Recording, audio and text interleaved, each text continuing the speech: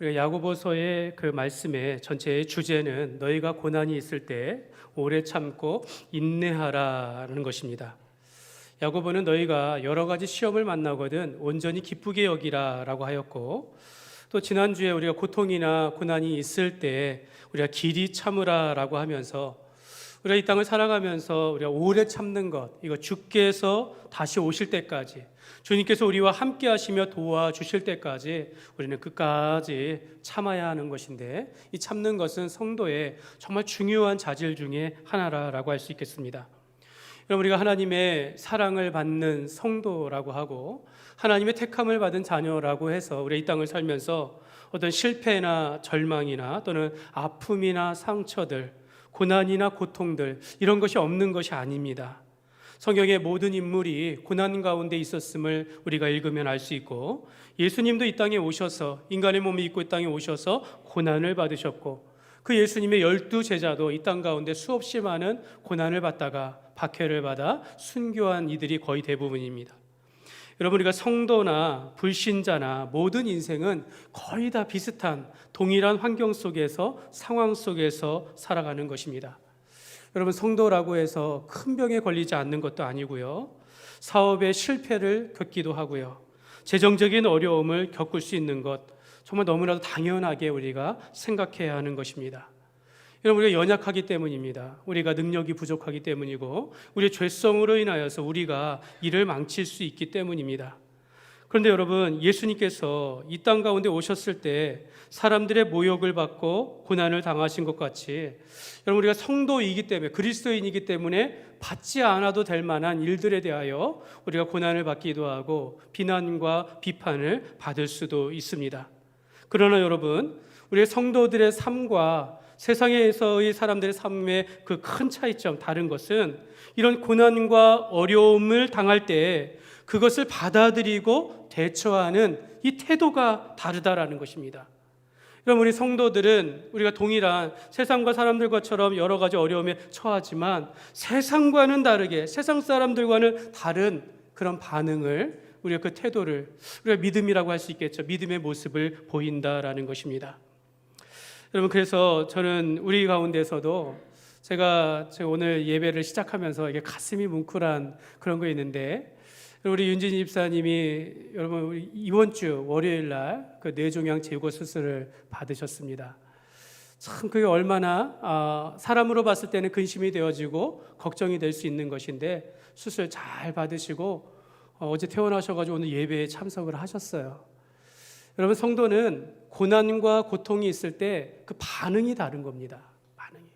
내가 어떠한 태도로, 저희가 그 장로님들과 금요일 날 우리 집사님 신방을 갔는데, 그 얼굴에 정말로 제가 집사님과 대화를 해보면 그 예수님 안에서의 그 사랑을 느낄 수 있는데, 그 어려운 시험, 그 수술 가운데서도 그 얼굴에 환한 미소를 잃지 아니하고, 또 그 가운데 마치 간증듯이 하나님께서 함께 하신 은혜를 나누는 것을 보면서 제가 얼마나 감사하고 또 마음이 든든하고 정말 하나님 앞에 영광을 돌릴 수밖에 없다라는 것을 생각하게 되어집니다. 여러분, 성도는 고난을 대하는 태도가 다른 것입니다. 대부분의 사람들은 아픈 일이 있으면 또 바쁘면 당연히 예배를 소홀히 여기는데, 여러분, 예수님으로 충만한 사람들은 어떤 상황 속에서도 하나님을 찾는 것이고, 내 안에 있는 주님으로 인하여 더 감사하며 하나님을 찬송하게 되어지는 것입니다. 성도는 지난 시간에 말씀을 드렸지만 그 고난의 상황에 집착하지 않습니다. 자신이 그것에 매몰되어서 자신 스스로 이렇게 절망하지 않습니다. 오히려 믿음으로 그 환경을 극복하면서 하나님께서 우리와 함께 하시는 그 은혜 가운데 살아가는 것입니다. 여러분, 우리가 야고보서에서 말하는 그 성도들이 고통을 당했을 때 성도의 자세에 대하여서, 여러분, 첫째는 너희가 여러 가지 시험을 만나거든 온전히 기쁘게 여기라라고 말합니다. 그러니까 기쁨으로 고난을 대한다라는 것이죠. 여러분, 우리가 어떻게 어렵고 힘들고 아픈데 내가 어떻게 기쁜 마음으로 받을 수 있겠습니까? 그러면 믿음이 있기 때문에 그런 겁니다. 그 고난 가운데서도 하나님께서 나와 함께 하시는 것을 깨닫는 것이고, 여전히 나의 실패와 넘어짐 속에서도 여전히 하나님께서 나를 사랑하시는 것을 내가 깨닫기 때문에 기뻐하는 것입니다. 둘째로, 성도는 고난을 당할 때 인내하면서 오래 참습니다. 이 고난을 허락하신 하나님의 뜻을 발견하게 되어지고, 또 그 속에서 우리가 인내하는 가운데 더 큰 은혜가 우리에게 다가오는 것을 느끼면서 우리가 믿음의 진보를 이루며 성숙하게 되어지기 때문에 우리는 그 고난 가운데 인내하게 된다는 것입니다. 그리고 마지막으로 오늘 말씀에 성도는 고난 중에 있을 때 믿음으로 기도한다라고 말씀하고 있습니다. 야고보서의 결론을 기도로 마치고 있어요. 여러분, 이 야고보서의 시작 부분도 사실은 기도로 시작하고 있는데요, 너희가 시험 당할 때 하나님께 지혜를 구하라 라고 하였고, 너희가 믿음으로 구하였으면 조금 더 의심하지 말라라고 그렇게 말씀하셨는데, 오늘 야고보서의 결론도 너희가 믿음으로 기도하라 라고 말씀하고 있습니다. 여러분, 이렇게 보면요, 믿음의 기도라는 것, 신자들의 기도는요, 하나님께서 주시는 우리의 축복의 통로일 뿐만 아니라 하나님의 자녀의 특권인 것입니다.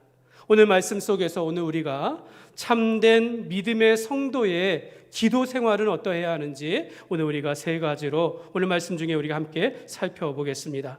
첫 번째로, 오늘 말씀 중에 고난 중에 기도하라라고 말씀하고 있습니다. 여러분, 13절 말씀인데요, 같이 읽겠습니다. 너희 중에 고난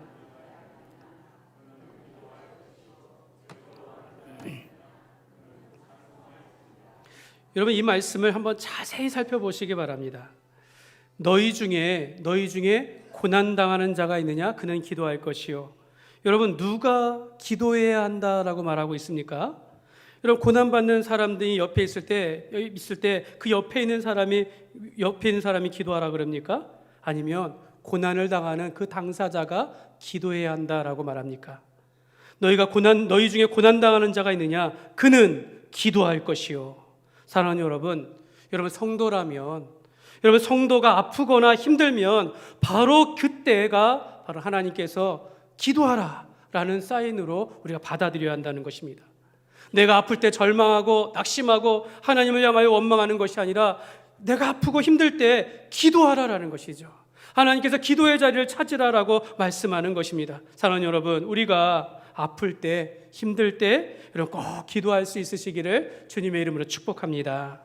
여러분, 아플 때 기도한다라는 거, 그 사람이 참된 믿음의 사람임을 가리키는 것입니다. 그러므로 여러분, 우리는 힘든 일이 있을수록, 어려운 일이 있을수록 우리가 하나님 앞에 기도하는 삶을 살아가야 하는 것입니다. 한 책에 보니까 이런 말이 있어요. 기독교는 기도교다. 참 제가 이거 글을 읽고 제가 한 번도 생각해 본 적이 없는데 참 신박한 말인 것 같아요. 기독교는 기도교다. 기도하는 종교라는 겁니다. 여러분, 오늘 말씀 이거 하나만 기억하고 가셔도 좋을 것 같습니다. 기독교는 기도교다. 기도하는 종교라는 겁니다. 물론 다른 종교도 기도합니다. 불교에서도 염주를 이렇게 돌리면서 반복해서 주문을 외우듯이 기도하고, 천주교도 그런 게 있는 것 같아요. 묵주 같은 거 들면서 주기도문이나 찾아보니까 마리아에게 바치는 기도 이런 것들을 몇 번 반복해서 기도하기도 합니다. 이슬람교에서도 이렇게 그 주문 같은 기도문들을 계속해서 반복해서 외운다라는 거죠. 마치 기도를 공로를 쌓듯이 나는 몇 번 기도했어, 나는 하루에 몇 시간 기도했어. 여러분, 이렇게 기도를 마치 수행하는 것처럼, 저는 이 공로를 쌓는 것처럼 기도하는 것, 저는 올바른 기도라고 생각하지 않습니다. 물론 성경은 너희가 중언부언하지 말라라고 말하면서 너희가 구하고 찾고 두드리라, 너희가 주님께서 응답하실 때까지 하나님께 매달리라라고 하면서 우리에게 반복적으로 기도를 요구하시기도 하지요. 예수님도 친히 새벽에 기도하셨고, 예수님도 한밤중에 기도하셨고, 또 예수님도 하루의 일과가 끝날 때쯤에 기도하셨습니다. 십자가의 죽음을 앞두고 땀방울이 핏방울이 되도록 그렇게 기도하셨습니다. 우리는 예수님의 본을 따라서 기도하지만, 여러분, 우리가 기도할 때 조심해야 할 것은 중언부언하거나 맹목적인 기도들, 또 인격적이지 않은 기도들, 이런 것들은 우리가 삼가해야 하는 것입니다. 오늘날 우리 한국교회는요, 기도로 축복받은 나라입니다. 한국교회는요, 새벽 기도회를 날마다 하지 않습니까? 또 통성기도 하면서 주여 삼창하면서 우리가 얼마나 또 크게 합심하여 함께 기도하는지. 여러분, 이런 나라 한국교회밖에 없어요. 한국교회밖에 없습니다. 어떤 사람은 한국교회만 하니까 하지 말아야 한다라고 하지만, 저는 한국교회가 성장하고 우리나라가 이만큼 번영하고 하나님의 축복을 받은 것은 저는 딱 두 가지라고 생각해요. 하나는 한국교회의 공동체성입니다. 함께 모여서 일을 하고 함께 모여 주님 앞에 예배하는 이 모습, 공동체적인 이 모습과 또 하나는 기도라는 것입니다. 한국교회만큼 함께 모여 기도하는 그런 나라가 없는데, 하나님께서 기도하는 우리나라를 하나님께서 축복하신 줄 믿습니다. 그러면서 우리나라가 바른 신학 가운데 살아갈 수 있도록 말씀 중심의 복음주의적인 말씀이 선포될 수 있도록 그렇게 하나님께서 역사하셨습니다. 여러분, 사랑하는 여러분, 우리가 예수님 안에서 한 형제자매이고 우리가 하나님을 아빠 아버지라고 부르지 않습니까? 아들이 아버지에게 구하듯이 여러분, 기도라는 것은 하나님과 나와의 소통할 수 있는 그런 통로가 되는 것입니다. 오늘 살아계신 하나님께서 오늘 예수님이 내 안에 계시고 예수님의 이름으로 간구하며 성령님께서 우리의 입술을 들어 기도하게 하시면서, 그러니까 여러분, 우리가 살아계신 하나님 앞에 간구하듯이 우리가 기도하는 것이지, 우리가 맹목적으로 뭔가 춤을 외우듯이 막 소리치면서 뭔가 하듯이 하는 것, 굉장히 위험스러운 기도가 될 수 있다는 걸 조심해야 하는 것입니다. 우리가 토속적이고 미신적이고 타종교적인 기도를 우리는 배척하면서 살아계신 하나님 앞에 우리가 인격적으로 하나님 앞에 간구할 때 하나님께서 우리의 기도를 들으시고 우리에게 응답하실 줄 믿습니다. 히브리서 2장 18절 말씀에 보면은요, 그가 시험을 받아 고난을 당하였은즉, 히브리서 2장 18절입니다. 예, 띄워주시죠. 네, 제가 한번 읽어드리겠습니다. 그가 시험을 받아 고난을 당하셨은즉 시험 받는 자들을 능히 도우실 수 있느니라. 여러분, 예수님께서 인간의 몸을 입고 이 땅에 오셔서, 여러분, 우리와 같은 성적 우리의 모습으로 예수님도 고난을 당하셨다라는 것입니다. 그가 십자가에 못 박혀 죽으셨을 때 인간이 받을 수 있는 모든 고난과 고통과 아픔을 겪으셨다라는 겁니다. 여러분, 이 고난을 통하여 우리의 죄를 사함도 있지만 예수님께서 우리가 아플 때, 우리가 힘들 때, 우리가 어려움을 당할 때 그 심정을 아신다라는 거예요. 우리를 이해하신다라는 겁니다. 그러니까 우리가 그 마음을 가지고 하나님 앞에 나아가 기도해야 한다라는 것이죠. 누구보다도 우리를 잘 아시고 우리를 도와주시는 분이 바로 예수님이신 것입니다. 시편 50편 5절의 말씀에 보면, 환난 날에 나를 부르라, 내가 너를 건지리니 내가 나를 영화롭게 하리로다 라고 말씀합니다. 여러분, 보통 사람들은요, 힘든 사람이 오면요 외면해요. 무슨 문제가 있나? 힘든 일이 있나? 거기에 함께하지 않으려고 외면한다라는 거예요. 그러나 우리 주님께서는, 하나님께서 너희가 환난 때 나를 부르라, 그럼 내가 너를 건져주겠다, 이를 내가 기뻐한다라고 말씀하고 있는 겁니다. 여러분, 우리가 기도하는 것, 고난 가운데 기도하는 것 하나님께서 원하시는 것입니다. 그러므로 여러분, 우리가 삶 속에서 경제적으로 어려움에 있을 때, 또 우리가 질병으로 우리가 육신의 아픔이 있을 때, 또 우리가 사람으로 인하여 여러 가지 일들로 인하여 어려움이 있을 때, 여러분, 고난 중에라도 반드시 기도하는 삶이 되시기를 주님의 이름으로 축복합니다. 두 번째로, 오늘 즐거울 때 찬송하라라고 말씀합니다. 13절 말씀을 다시 한번 보겠습니다. 같이 읽겠습니다. 너희 중에 고난당하는 자가 있느냐? 그는 기도할 것이요, 즐거워하는 자가 있느냐? 그는 찬송할지니라. 아멘. 여러분, 성도가 기도하고 찬송하는 것 사실 너무 당연한 거예요. 근데 이 말씀을 왜 할까요? 여러분, 우리가 고난 가운데 기도하는 게 쉽지 않다는 겁니다. 너희가 즐거울 때 하나님을 찬송하는 거 쉽지 않다라는 것입니다. 사람들은요, 기분이 좋으면 얼굴에 웃음이 떠나지 않아 흥얼거리면서 노래가 절로 나옵니다. 여러분, 그런데요, 이 노래와 찬송을 구분해야 합니다. 여러분, 내가 노래라는 것은 내가 즐거우니까 막 노래하는 거예요. 이렇게 흥얼거리면서 노래하는 거예요. 그러나 찬송은 하나님을 기쁘시게 하는 노래라는 것입니다. 하나님께 감사하며 드리는 그 노래가 바로 찬송이 되는 겁니다. 하나님께서 나를 위하여 행하신 일들에 대하여 높이는 것이고, 하나님께서 내게 주신 그 은혜에 감사하여서 하나님 앞에 기쁨으로 노래하는 것을 찬송이라는 것입니다. 오늘 우리는 종종 찬송하면서 우리가 위로받으려고 찬송하지 않습니까? 내가 힘을 얻으려고 찬송을 해요. 내가 뭔가 이 어려움을 극복하려고 찬송을 하는데, 엄밀히 말하면 그건 찬송이 아니라 찬송은 하나님을 높이는 것입니다. 하나님의 앞에 도움을 구하며 하나님의 그 행하신 일들을 높이는 것입니다. 우리가 즐거울 때 이 모든 것이 다 하나님의 은혜인 줄 믿고 하나님께 나와 즐거움으로 기쁨으로 찬송하는 것입니다. 사랑하는 여러분, 우리가 고난 가운데 있을 때보다 우리가 평안하고 행복한 일이 가득할 때 오히려 하나님을 잊어버리고 멀리하기 쉽습니다.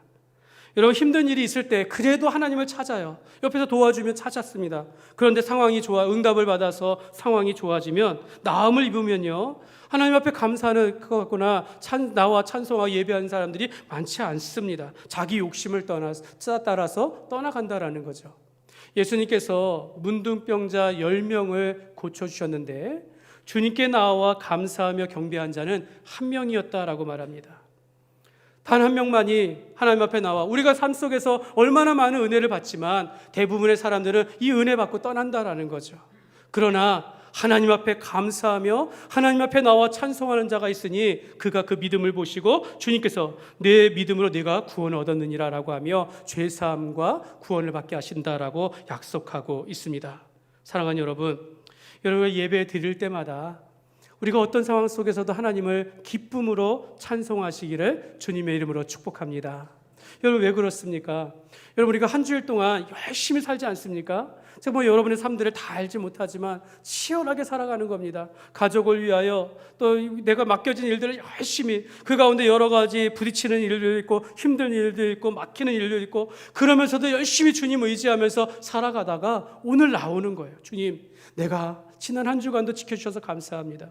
내가 주님 앞에 나와 예배드리게 하시면 감사합니다. 주님, 나를 붙들어 주옵소서라고 하면서 하나님 앞에 정말 감사함으로 찬송하는 날이 바로 오늘이 되어야 한다는 거죠. 적당하게 그냥 시간 돼서 나오는 것이 아니라 치열하게 한 주일 동안 열심히 일하다가 주님께서 나와 함께 하시면 내가 이렇게 승리하였습니다. 내가 이렇게 견디었습니다. 주님, 나를 받아 주옵소서라고 나와서 우리 하나님 앞에 눈물로 하나님을 찬양하며 예배하는 그런 날이 되어야 될 줄 믿습니다. 신학자 헤르만 바빙크가 말하기를, 모든 것을 주신 하나님, 나의 모든 것을 드립니다. 삶과 침묵, 묵상과 겸손, 그리고 섬김을 통해 하나님을 찬송합니다. 여러분, 우리가 입술로 하나님을 찬양하는 것도 있지만 우리의 삶 속에서 베풀어 주신 그 은혜에 대하여, 모든 일에 대하여 하나님 앞에 드릴 때 그것이 찬송이 된다라는 겁니다. 헤르만 바빙크는 우리가 하나님 앞에 드리는 가장 아름다운 찬송은 우리의 신앙 고백입니다 라고 말합니다. 우리의 신앙 고백. 여러분, 찬송은요, 우리의 마음에서 우러나와서 드리는 곡조가 있는 그런 기도가 되는 것입니다. 하나님께서 받으시는 가장 아름다운 고백이 무엇이겠습니까? 내가 예수님을 믿음으로 말미암아 나에게 생명을 주심을 감사합니다. 내가 예수님을 믿음으로 말미암아 내가 변화된 삶을 살게 하심을 감사합니다. 지금도 하나님의 사랑을 받고 하나님의 뜻 안에서 살게 하심을 감사합니다. 여러분, 이것이 가장 아름다운 신앙 고백이요, 우리가 찬송이 되는 것입니다. 우리가 종종 우리가 대표 기도를 할 때, 여러분, 서두에는요, 하나님을 높이는 기도를 해야 되는 겁니다. 우리를 구원하시고 이 세상을 창조하시고 우리를 지켜주시고 우리와 함께 하시고 이 교회를 통하여 역사하시는 그 하나님께서 행하신 일들과 하나님께서 하신 말씀을 가지고 하나님을 높이는 기도가 되어야 된다는 것이죠. 하나님의 앞에 영광을 기도를 드릴 때 하나님께서 우리에게 응답하시는 것입니다. 히브리서 13장 15절 말씀에 보면, 그러므로 우리는 예수로 말미암아 항상 찬송의 제사를 하나님께 드리자. 이는 그 이름을 증언하는 입술의 열매니라. 찰스 스펄전 목사님은요, 이 말씀에 대하여서 예수로 말미암아 변화되고 거듭난 것을 감사할 때 가장 아름다운 감사요 찬송이라고 말했습니다.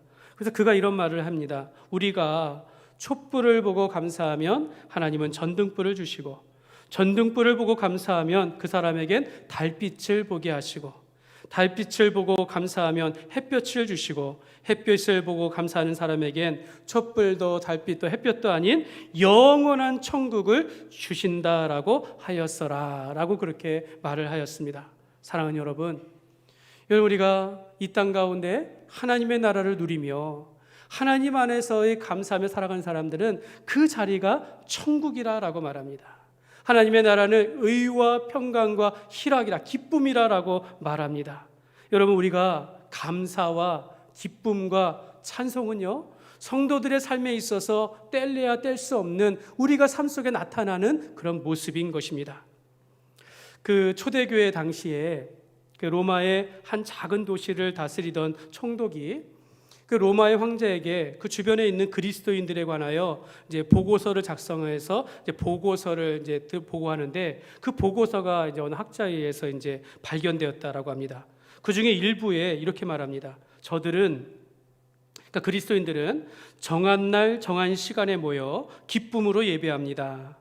그러나 거기에 그치지 아니하고 자신들이 믿는 신에게 늘 감사하는 마음을 품고 살기에 얼굴에 항상 기쁨이 넘칩니다 라고 말합니다.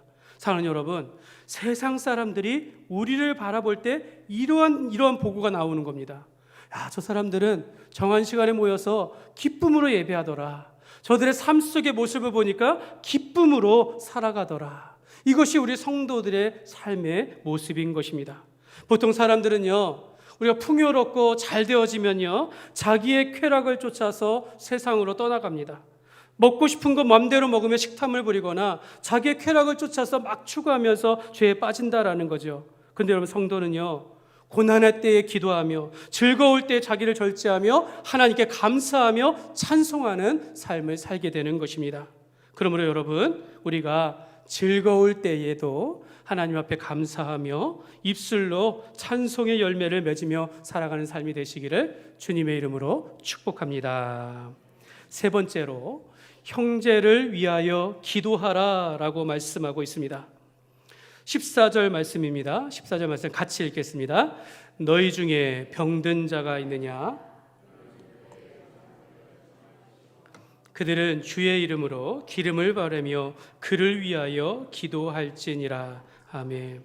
여러분, 이 말씀을 자세히 우리가 묵상해 보면요, 그러니까 성도들 안에서도 병든 자가 반드시 있다라는 것입니다. 그리고 그 병자는, 아픈 자는 교회의 장로들에게, 교회의 지도자들에게 기도를 요청하라라고 말합니다. 이는 교회 담임 목사에게 기도를 요청해야 하는 것이고, 장로들과 같은 교회 리더들에게 기도를 요청하라라는 그런 뜻입니다. 그래서 담임 목사는 그 병자를 위하여 간절히 기도하는 것이죠. 내가 기도의 요청을 받았으면 그 사람을 위하여 간절히 기도한다라는 겁니다. 여러분 가운데 기도 요청을 받으시면요, 책임을 가지고 열심히 기도하셔야 합니다. 그 사람을 위해 간절히 기도해 줘야 하는 겁니다. 그러면서 오늘 말씀을 보니까 주의 이름으로 기름을 바르며 그를 위하여 기도할지니라 라고 말합니다. 여기서 기름을 바르며 라는 건요, 약을 쓰라 라는 말이에요. 약을 쓰며 그를 위하여 기도하라는 뜻입니다. 그 당시에는 이제 의술이 발달되지 않았기 때문에 그러니까 이제 포도주나 술 같은 거를 이제 소독약으로 사용하고 좋은 기름을 가지고 그 상처에 발랐다라고 합니다. 이런 치료 행위를 했다라는 것이죠. 그러니까 지금은 어떻습니까? 우리가 함께 기도하면서 그 사람이 그 병을 나을 수 있는 전문의를 찾아가는 거예요. 필요한 좋은 약을 찾아서 건강을 챙기는 겁니다. 여러분, 우리가 기도만 하고 자기 몸을 살피지 않는 거, 그 하나님을 시험하는 거, 하나님께서 우리에게 일반 은총으로 이런 많은 은혜를 주셨을 때 우리가 찾아가서 치료를 받는 거죠. 무엇보다도 하나님께서 우리를 치료하시고 하나님께서 그 모든 과정 가운데 함께 하시기를 우리가 기도하는 것이며 기도를 요청해야 하는 것입니다. 사랑하는 여러분, 우리가 이렇게 기도를 요청하고, 내가 아플 때 기도를 요청하고 서로를 위하여 기도하는 기도의 동역자가 되시기를 주님의 이름으로 축복합니다. 여러분, 우리가 기도하는 것뿐만 아니라 그 기도를 위하여서 기도하는 위해서 그 연약한 자들을 우리가 도와야 한다는 거죠. 여러분, 예수님도 이 땅에 오셔서 천국 복음을 가르치시고 또 우리가 죄인들을 살리시기 위하여 고난을 받고 십자가에 못 박혀 죽으셨는데, 또 하나의 중요한 사역이 바로 치유하시는 사역이었습니다. 연약한 자들, 죄 있는들, 자기가 찾아오는 자들을 함께 하시면서 그들을 위하여 기도하시고 그들의 필요를 채우셨다라는 겁니다. 아픈 자들에게는 낫게 하시고 배고픈 자에게는 먹게 하시고 또 외로운 자들에게는 그의 친구가 되어주셔서 함께 하시는 이런 사역을 행하셨다라는 것입니다. 오늘 주님께서는 교회가 병든 자들 위하여 기도하라 하시면서 혼자 기도하라고 하지 아니하고 장로들을 초청하여 서로 고백하며 서로 기도하라라고 말씀하고 있습니다. 우리가 아픈 형제를 위하여 기도할 때 로마서 14장 1절 말씀에 보니까 믿음이 연약한 자들을 너희가 받되 그의 의견을 비판하지 말라. 여러분, 종종 우리가 기도를 찾아오면요, 아픈 사람이 오고 힘든 사람이 와요. 내가 어려운 일을 당했을 때 찾아와요. 그러면 우리가 판단하기 쉽습니다. 저 사람은 정죄하기 쉬워요. 너는 무슨 일로 이 때문에 왜 이렇게 되느냐? 너의 죄로 인하여 이런 일이 생긴 것이 아니냐? 너 뭐 잘못한 거 아니냐? 이렇게 얘기하는데 그러지 말라는 겁니다. 연약한 자 있는 그대로 받아주어서 같이 아파하고 같이 기도하라는 것입니다. 그들의 하나님께서 그들을 도와주시도록 기도해야 한다라는 것이죠. 특별히 여러분, 이 야고보서의 말씀을 전체를 살펴볼 때 우리가 교회 안에서 입술을 조심해야 되는 거죠. 서로를 비판하거나 정죄하거나 쉽게 성을 내물어 다툼이나 상처를 주지 아니하도록, 우리가 연약한 자들의 신념에 들지 아니하도록 조심해야 한다라는 것입니다. 오늘 15절 말씀인데요, 오늘 우리 이 말씀 굉장히 중요합니다. 같이 한번 읽겠습니다. 믿음의 기도는 병든 자를 구원하리니 주께서 그를 일으키시리라. 혹시 죄를 범하였을지라도 사하심을 받으리라. 아멘.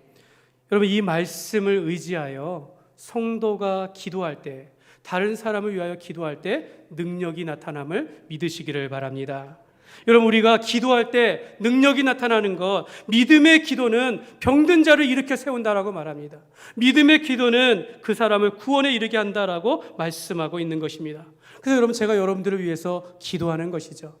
제가 능력이 있어서, 내가 뭐 그 은사가 있어서 이런 것이 아니라, 믿음의 기도는 역사하는 힘이 있으며 믿음의 기도는 그 사람을 구원에 이르게 할 수 있고 그를 일으키신다라고 약속하셨으니 이 믿음 가지고 우리가 서로를 위해서 기도하는 것입니다. 여러분, 믿음은 병든 자를 구원하리라 말씀하셨으니 그 사람의 병을 치유하는 것뿐만 아니라 그 사람을 죄에서 사함을 받아 예수님을 믿도록 인도하신다라는 거죠. 그래서 여러분, 장로들에게 기도를 요청하는 거죠. 장로들은 단순하게, 교회 지도자들은, 우리 함께하는 기도의 요청자들은, 기도의 동역자들은 단순하게 그 사람 낫게 해주세요, 그 사람 형편 좋게 해주세요, 그 사람 모든 거 형통하게, 이것만이 아니라 이를 통하여서 그 사람이 구원을 받게 하여 주옵소서. 이를 통하여 그 사람이 하나님을 더욱더 가까이 하게 하여 주옵소서. 이를 통하여 이 사람이 하나님 나라의 일꾼으로 온전하게 세워주게 하여 주옵소서라고 기도하는 것입니다. 사랑하는 여러분, 우리가 서로를 위하여 기도하는 삶이 되었으면 좋겠습니다. 오늘 16절 말씀인데요, 같이 읽겠습니다. 그러므로 너희 죄를 서로 고백하며 병이 낫기를 위하여 서로 기도하라. 의인의 간구는 역사하는 힘이 큼이니라. 여러분, 의인의 기도는, 예수 믿는 성도들의 기도는 하나님께서 응답하시사 역사하는 힘이 있다라고 말씀하고 있습니다. 그러면 여러분, 우리가 서로에게도 나의 죄를 고백할 수 있어야 합니다. 내가 잘못했을 때, 형제님, 내가 잘못했습니다, 내가 이런 거 실수했습니다라고 말할 수 있어야 하는 거죠. 그걸 받는 사람은 이를 위하여 기도하며 하나님께서 용서하시고 함께 하시고 치유하시기를 기도한다라는 것입니다. 여러분, 우리는요 늘 실수해요. 남에게 상처 주는 말 얼마나 쉽게 하는지 모릅니다. 그런데 여러분, 성도는요 반대가 되어야 한다는 거죠. 서로의 죄를 위하여, 죄 낫기를 위해서 우리가 기도하는 것이고 서로를 위하여 기도하는 그런 사이가 되어야 될 줄 믿습니다. 여러분, 우리 교회에 이렇게 서로 기도해 주는 모임이 있습니다. 소그룹으로 모여서 주일에 주신 말씀을 나누고 자기의 삶을 나누고 또 자기 그 아픔과 힘듦을 위해서 함께 기도하는 이 말씀과 기도와 나눔이 있는 소그룹이 있는데, 이거 우리 교회 이제 다락방 모임이라고 합니다. 여러분, 우리가 주의 말씀의 은혜를 나누면서 서로의 삶을 알아가는 것입니다. 서로의 삶을 이해하면서 그들이 힘든 일이 있을 때 우리가 도와주고 기도하는 것입니다. 성도 간에 진정한 교제가 있어야 한다면 그 가운데 말씀이 있어야 하고 기도가 있어야 하는 그런 사이가 되어야 한다는 것입니다.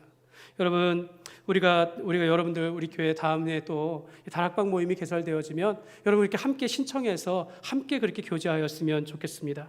우리의 아픔까지도 자신의 허물까지도 우리가 서로에게 나누면서 또 함께 서로를 위하여 기도해주는 그런 사이가 우리가 되어야겠습니다. 사랑하는 여러분 우리가 기도하면 하나님께서 역사하십니다. 엘리야 선지자는 우리와 똑같은 사람이었는데 그가 비가 오지 않기를 기도하였더니 3년 6개월 동안 비가 내리지 아니하였다 말합니다. 다시 기도하니 비가 내리며 땅에 열매를 맺게 되었다라고 말합니다. 여러분 성도는 이러한 기도에 힘이 있는 것입니다. 그러므로 우리가 죄를 고백하며 깨끗한 마음으로 주님께서 우리와 함께 하실 줄 믿고 의심하지 아니하고 우리가 믿고 간구하면 반드시 능력이 나타난다는 것을 믿으시기를 바랍니다. 그러므로 우리 교회는 서로를 위하여 기도해 주는 사이가 되어지고 우리가 기도할 때 그 가운데 하나님의 선한 능력이 나타난다는 것을 믿고 살아가는 교회가 되시기를 주님의 이름으로 축복합니다. 말씀을 맺겠습니다. 여러분 유대인의 역사가 유세비우스가 있는데요. 그의 책에 보면 이 야고보서의 야고보, 예수님의 동생인 야고보에 대해서 이제 설명을 하는데요. 이렇게 말합니다. 그는 홀로 성전에 들어가 무릎을 꿇고 모든 인간을 용서해 달라고 하나님께 간절히 기도했다. 그리고 야고보의 무릎은 낙타의 무릎처럼 딱딱해졌다. 그래서 우리가 야고보의 별명이 있는데 낙타 무릎이에요. 그래서 제가 찾아봤어요. 낙타의 무릎이 도대체 어떠한가 봤더니 이렇게 굳은 살이 크게 잡혀가지고 이게 낙타의 무릎입니다. 여러분 낙타는요 하루에 몇 번씩 짐을 실을 때, 주인 앞에 섰을 때, 뭔가를 먹을 때 주인 앞에 이렇게 엎드린다라고 합니다. 무릎을 꿇고 엎드리는 거죠. 한 번도 대항하지 아니하고 그렇게 순종하면서 일어난다라는 거죠. 여러분 이것이 낙타의 무릎입니다. 여러분 낙타의 무릎의 별명은 야고보가 얼마나 기도의 사람인지를 하나님 앞에서 온전히 순종하여 나아가는 사람인지를 보여주는 것입니다. 여러분 야고보는요 자기가 예수님의 동생이라는 그 신분적인 특권을 누리지 아니하고 살아계신 하나님 앞에 온전히 기도하며 예루살렘 교회를 이끌었으며 당시의 공회를 이끌었던 그런 수장이었다라는 것입니다. 사랑하는 여러분 우리가 정말 이 낙타가 짐을 싣기 위하여 무릎을 꿇고 주인 앞에 엎드리는 것 같이 오늘 우리가 기도할 때 하나님을 온전히 신뢰하며 복종하는 마음으로 우리가 기도해야 될 줄 믿습니다. 오늘 그러므로 우리가 내 인생에 고난이 찾아올 때 먼저는 우리가 기쁨으로 여기고 오래 참고 또 우리가 주님께 기도할 수 있기를 바랍니다.